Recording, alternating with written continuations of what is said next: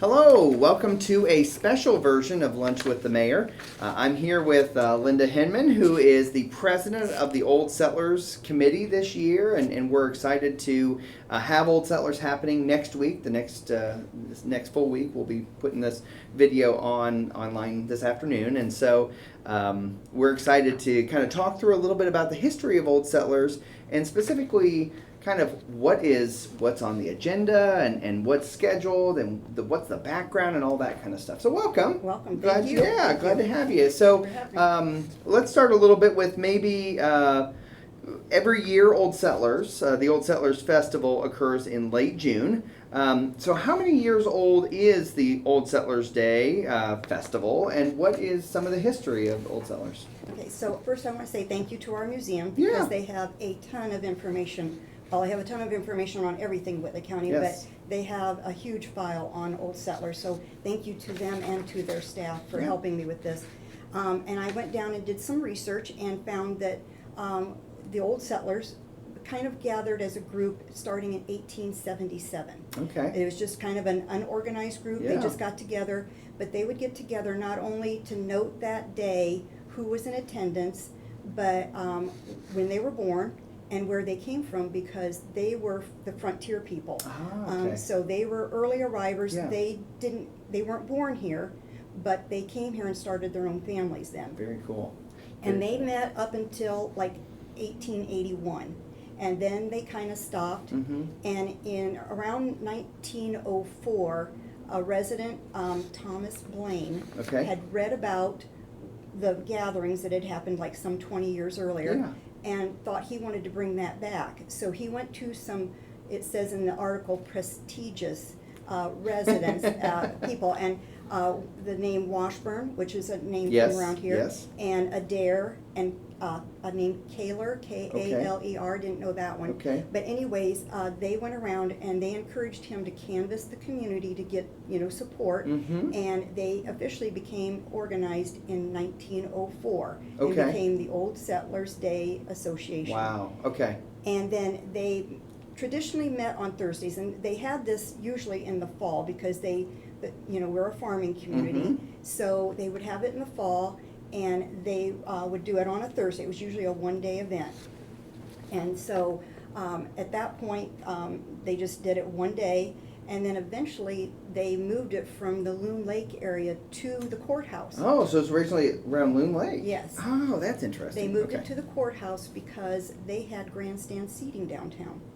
And so they brought it in, and then they canvassed some of the people, the businesses, Yeah. and asked them to donate so they could provide music on Wednesday night, the night before the Sure. Thursday. Okay. And so they did that, and that's a tradition we still carry on because with the help of sponsors and things like that, we still provide nightly free entertainment. Well, and what's so interesting about those time frames is you're looking at when it first started, when the group of people got together, if you will, starting back in 1877, right? Mm-hmm. I mean, that's before Columbia City was even a city. I mean, we officially became a city in 1888. So that is so interesting that it effectively predates the city of Columbia City in that regard. So now, as a part of that, you have these people getting together and they're putting on this entertainment and all that kind of stuff. But I know obviously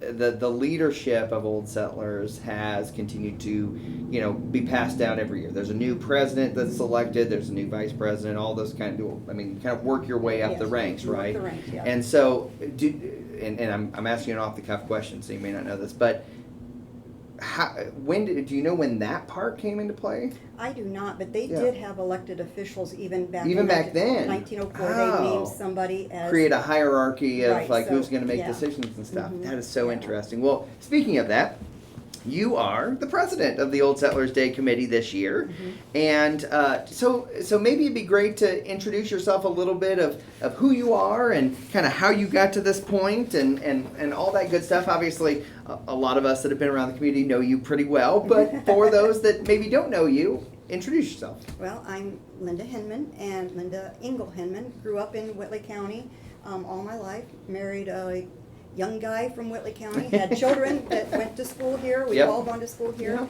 And I just was always passionate about our community and being involved. And in my early marriage, I was in part of service groups and Yeah. different things like that, giving back. And then as time went on and I was employed outside the home, I was fortunate to have employers that wanted to be involved in the community. Yeah. And so therefore, I got to be more involved, Mhm. yet representing my employment, but yet being part of the community. Yeah, that's really cool. So obviously I'm guessing, I could be wrong here. I'm guessing though, when you were appointed or elected to the board, that probably came maybe a bit as a surprise. It was. And so tell me how that process works. So the process is, there are redcoats, Uh-huh. and those are the ones that are current presidents. I am president, Kim Wheeler is first vice president, and Jim Augerbright is second vice president. And Tuesday night at our banquet, we will announce who is the incoming redcoat. Oh, Yes. okay. And then there are honorary redcoats, and those are the people that have given years of volunteer service to Old Settlers over the Gotcha. years, Yeah. and they are named an honorary. So they have an election process and a nomination and election Yeah. process that is only voted on by them. Oh, So, okay. yes, I was very surprised to be tapped on the shoulder, because once I retired, I thought, well, my service to the community, and then this came about 6 months before I retired. So, Yeah. and it's work, but it's a blessing to Yeah. me, and it's an honor and a privilege. It really is. That's so cool. Well, every year I know Old Settlers Committee works to tweak and improve and change the festival. So, what kind of changes are in store for this year's Old Settlers Okay, Day so, Festival? Many people may not know that we really work on this all year. Okay. We work on it, we'll take a little time off after Old Settlers, Mhm. maybe 3-4 weeks, we take a deep breath and we relax.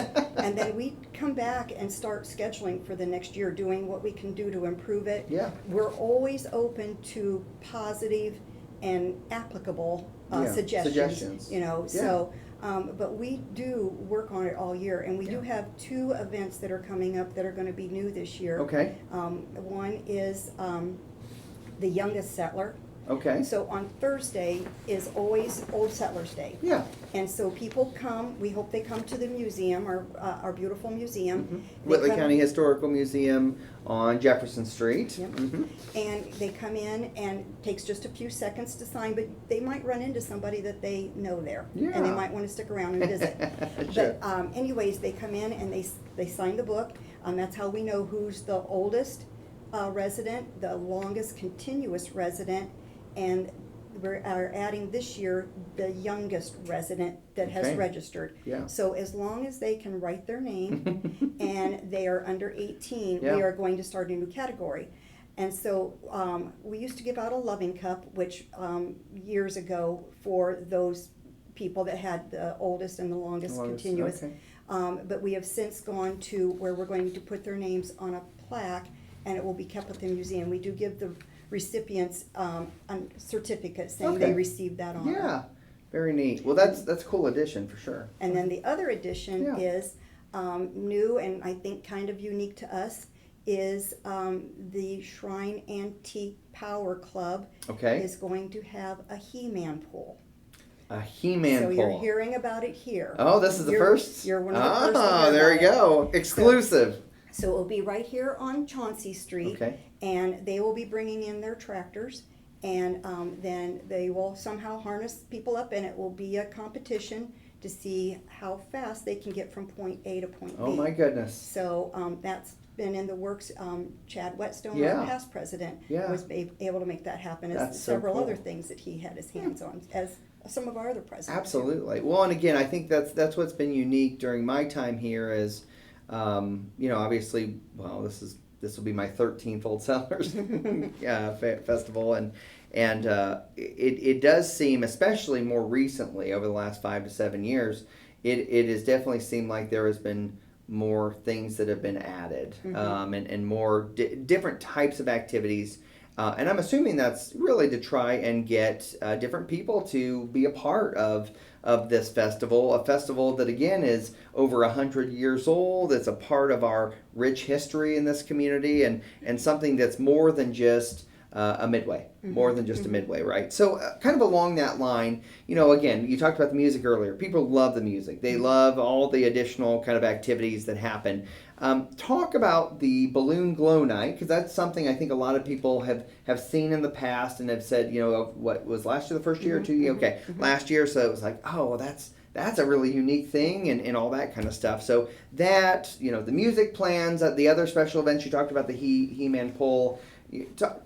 Give us a little bit of an idea of some of the things that residents and visitors should expect when they come to Old Settlers this year. Okay, so first of all, when we kind of picked up after post-COVID, we felt that we needed to bring some things, not only to the carnival, Yes. but bring them to downtown, bring them to our community, make them aware of the businesses we have Yeah, here. absolutely. So we looked for something that we could do to kick it off. So we have, again, the Shrine Antique Power Club tractor drive on Saturday morning, this coming Saturday. Starts on Saturday, And okay. we'll take a drive through town. We'll stop, I think we're stopping at Big G's for lunch. We'll Okay. get back in and finish. Yep. In the meantime, during that, we have a pickleball tournament going on at the Fall Aquatic Center. And on Monday night, Happy Valley Skate Night, they will be open from 6 to 8 for Old Settlers kickoff. Okay. And first to hear it here is they are giving, the Hilltop Tavern is one of their sponsors, and they're giving out sheets of tickets for prizes. So if you were down there doing the limbo and you won, you might be able to win a sheet of tickets. So maybe some free tickets there Yeah. if you turn out for the. You said that was Monday night at That's Monday night. at That's Happy Valley. Kind of our drum roll. That's very cool. Yeah. That's a great way to engage more than just the parents and more than just the Old Settlers, if you will. That's a really cool So idea. we're thankful for those two things. Yes. That they come in, and then on Thursday we kind of consider that Old Settlers Day, but we're also doing Kids Day, so we'll have a special wristband that day.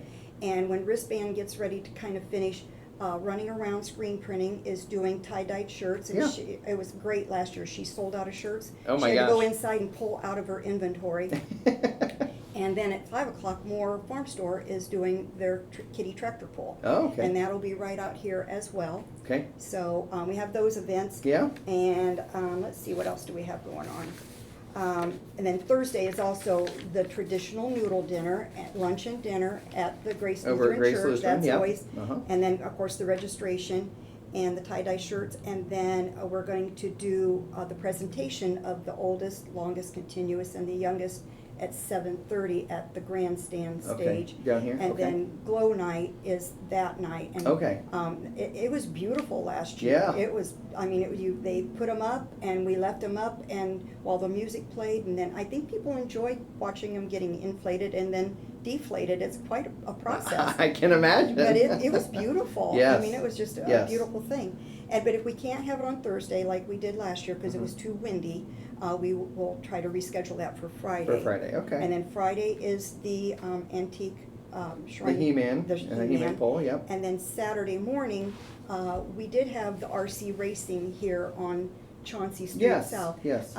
We had it on Friday night, and they came to us and said, if you move that to Saturday morning, we think we can bring a lot more people. Okay, okay. So we moved it to Saturday morning, and Yes. that was a suggestion from one of our firemen. So, from Oh, our own fire department. very cool. So that was neat. And then, of course, at noon, we will have a cornhole tournament Okay. on the courthouse, Courthouse the Square. northeast side of the courthouse. Mhm. And that's being sponsored by Chapman's and the Doghouse Cornhole Okay. group. And then the grand finale, obviously, is the parade on parade. Saturday night, 6 o'clock, going down Main Street. Yep. Well, and this isn't on the list, so this is another curveball question, but I think one of the things that a lot of people don't realize or don't understand is that the parade is kind of separate from what you guys do, right? So, can you talk a little bit about that separation? It's just, as far as I can see Yeah. back in the past, Yeah.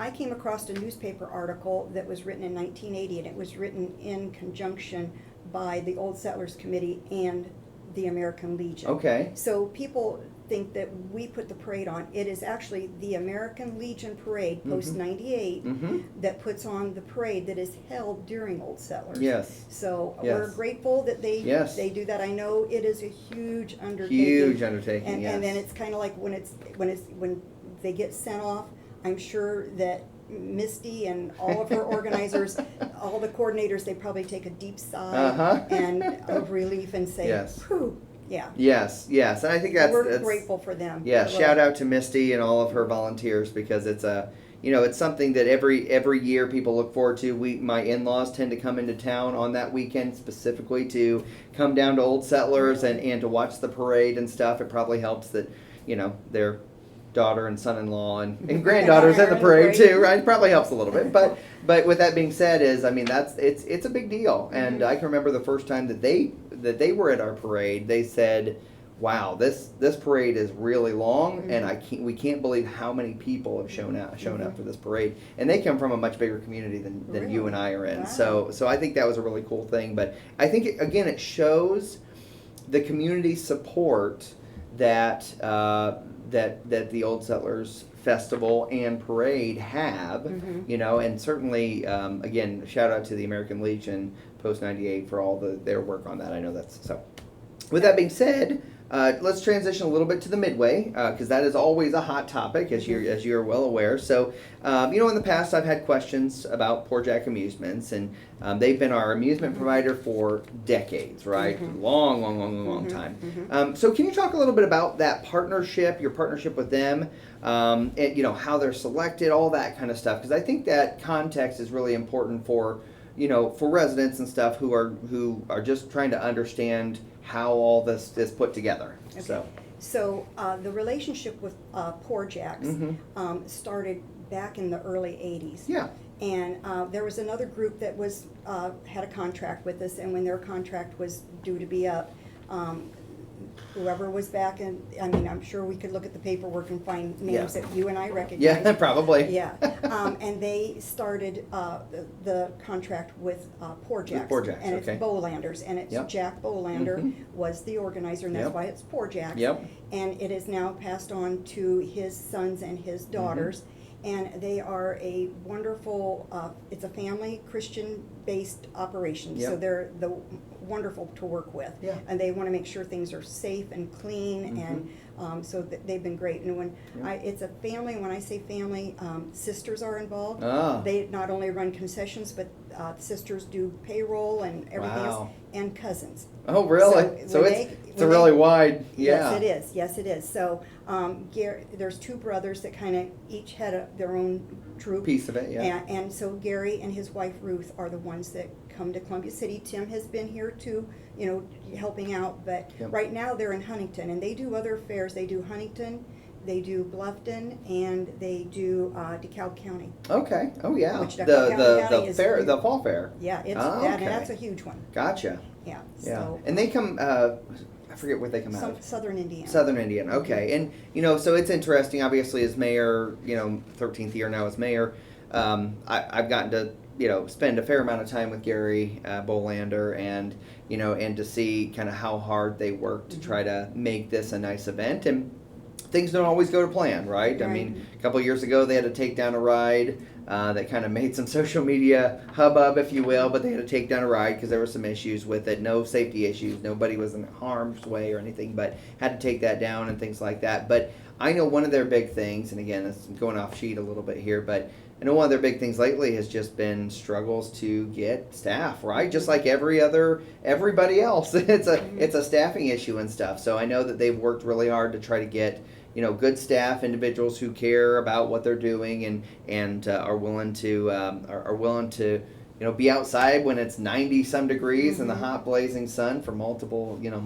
hours or days in a row and stuff. And so, but I think that is interesting. So that's historically how Poor Jacks was selected. But can you talk a little bit about the kind of the contractual thing about how that you guys work on their contract and you go through things during the event and say this needs to be fixed and that kind of stuff, and And So- actually, there's a state inspector that comes in and he walks through everything and he makes sure, because we do that Tuesday, and then Yes. if all goes well, we're issued a state permit, and that Yes. has to be posted. So that is, at the state level, Yeah. that somebody comes in and looks everything over, Yeah. makes sure everything, we're not parked too close to a fire Yep. hydrant, we Yep. have fire lanes, Yep. and so safety's Yeah. number one. And that's been, that's something, again, I think residents and constituents need to know is that, our fire department itself, you guys have worked really well with them if they're, to make sure we're maintaining fire lanes and that we're doing the things we need to do there.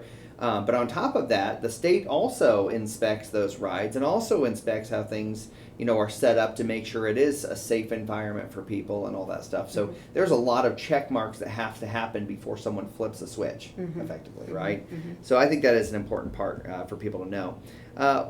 One thing that I think a lot of people don't realize about the Old Settlers Day Committee is that you give back large amounts of dollars each year from the festival to many nonprofits. So can you talk a little bit about where does that money come from, and then kind of how you divvy it up, if you will? Okay, so the money comes mostly from ticket sales. Ticket sales, okay. And then giving back, we estimate we've given back $500,000 to the community. Wow. Over those 120 Uh-huh, years, mhm. and I think that's probably underestimated. I would imagine, Yeah. yes.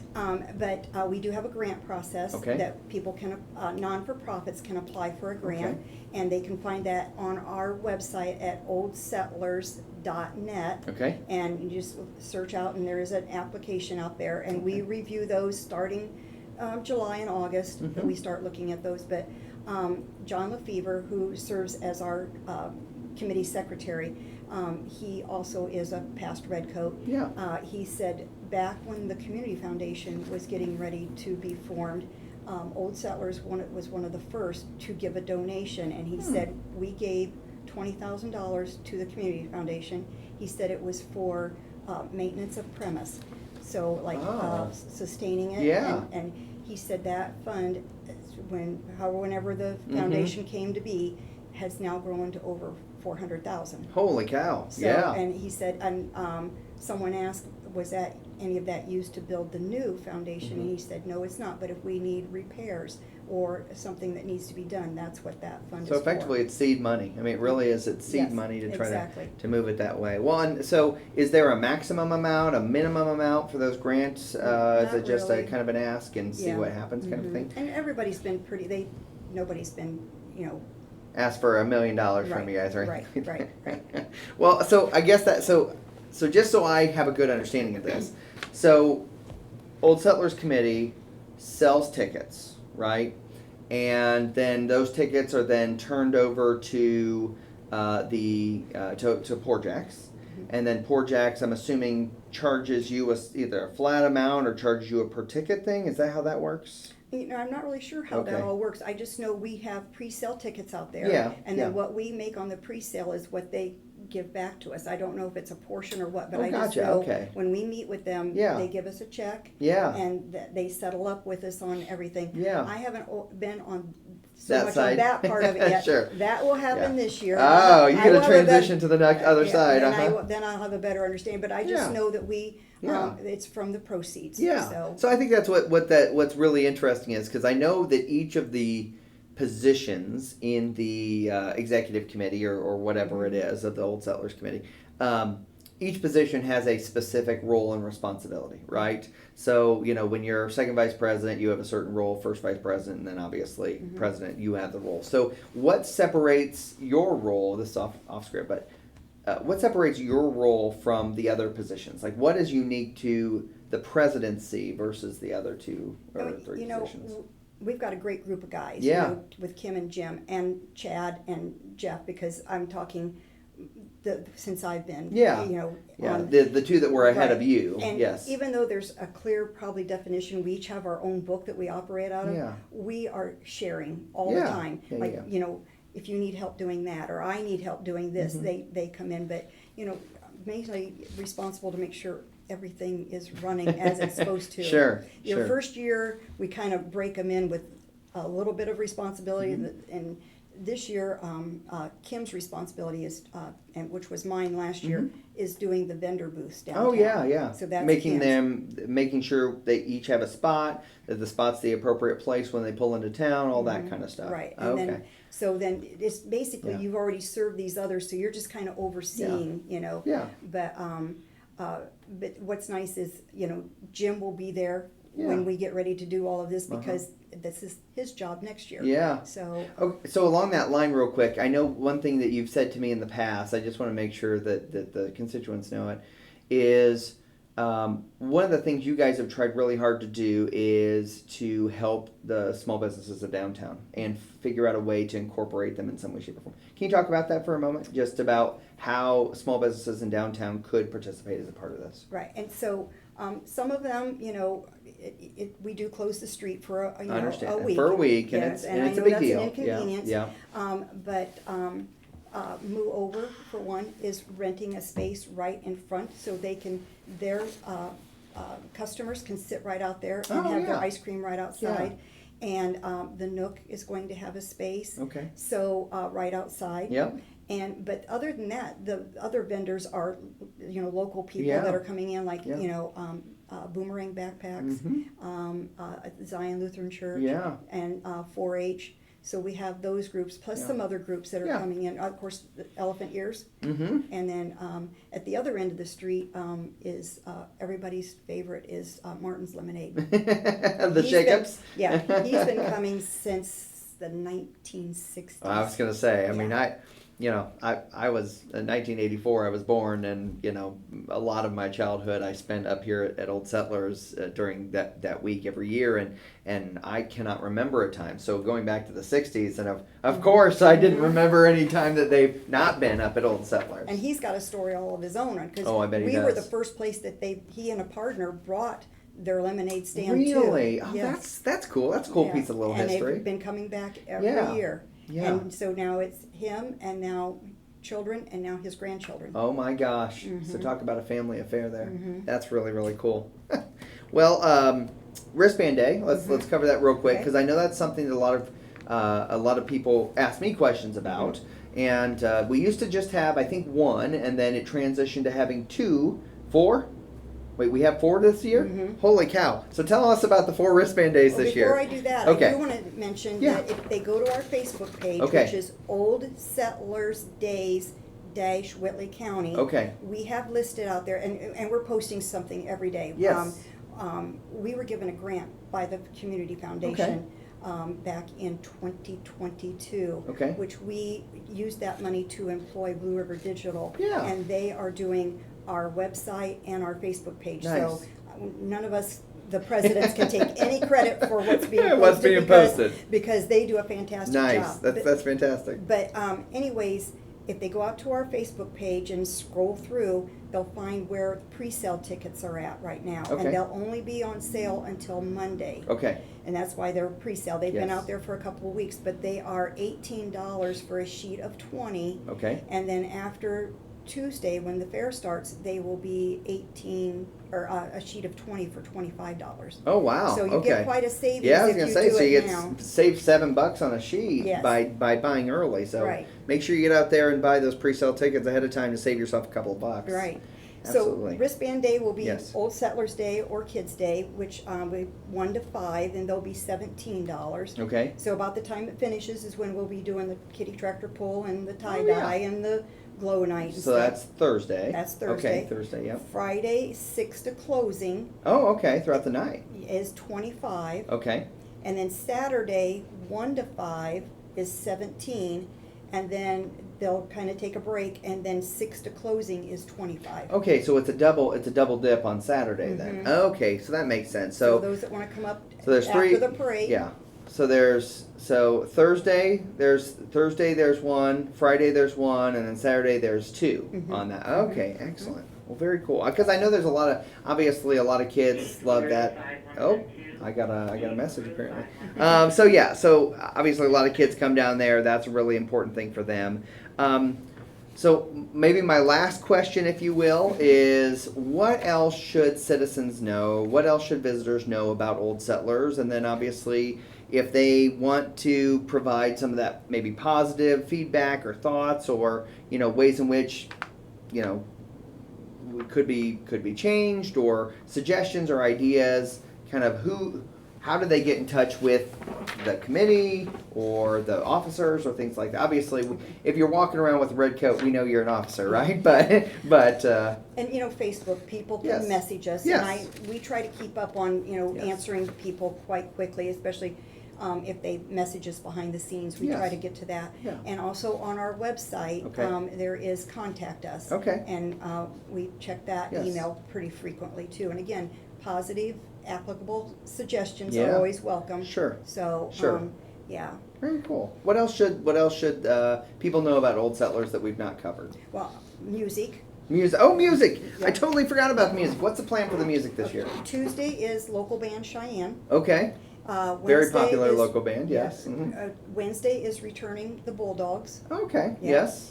Thursday, not new to the community, but new to Old Settlers, is Attaboy. Okay. And it is being sponsored by the Center for Youth. Okay. They're actually sponsoring that. They've done different venues and been supportive of the center, so Nice. they're bringing them here. Very cool. And Friday is another band, not new to the area, but new to us, is Gen Actuals. Okay. And then Saturday is Gunslingers, and I guess another local band. Okay. New to us. Very good. So, and I know one of the things that you guys try really hard to do is to mix type of music, right? So you'll have some country in there, you'll have some maybe popish or rockish, some oldies as a part of that. So I think that's what's really neat about the lineup of the music, because is that you guys try really hard to get different kinds of music. So it's not country for 5 straight nights. Right. Yeah, 5 straight nights. And it's not oldies for 5 straight nights, all that kind of stuff. But I mean, again, some of my fondest memories of Old Settlers have to do with, it includes Spike and the Bulldogs, right? Which I know is now just the Bulldogs, right? But still, it's those kind of things that that kind of have that reminiscing quality. So And the music's free. yeah, We do have bleachers, but seating's limited. Yep. So we encourage people to bring blankets and chairs for that, Yep. as well for the RC racing, as well as for the parade, Yeah, obviously. absolutely. So some of the events, Yes. they do want to bring a chair or a blanket. yes, So. yeah. And I will mention in regards to the parade, because that is a American Legion Post thing, is I know that we have constant conversation on the day of the parade as well to leading up the parade, as well as having conversation with you guys as well about weather, right?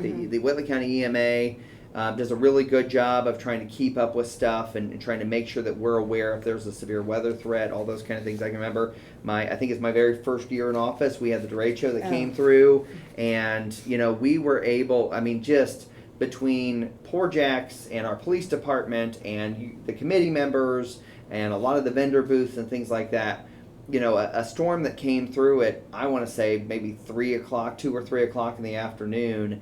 The Midway was supposed to open, I think, at 5. It ended up opening, I think, at 6. It was a 1-hour delay, but we were able to get, rides had to be reshuffled and re-inspected. It was a whole shebang. But I say that to say it really showed the teamwork of the community coming together to make that happen, even though we had that 90-mile-an-hour winds coming through as poles and other things were flying down the Midway. But with that being said, for the parade itself, I think it's important for residents to know is that there is a constant monitoring of that weather, and it always seems like we do tend to get a severe thunderstorm on the week of Old Settlers. Last year, I think we actually were spared, but in previous years, that has kind of been constant. And so I think the interesting thing is for people to know is there is a constant monitoring of weather. We have it both at our dispatch centers, both centers, as well as the EMA watches it. We stay in contact about weather that's coming around.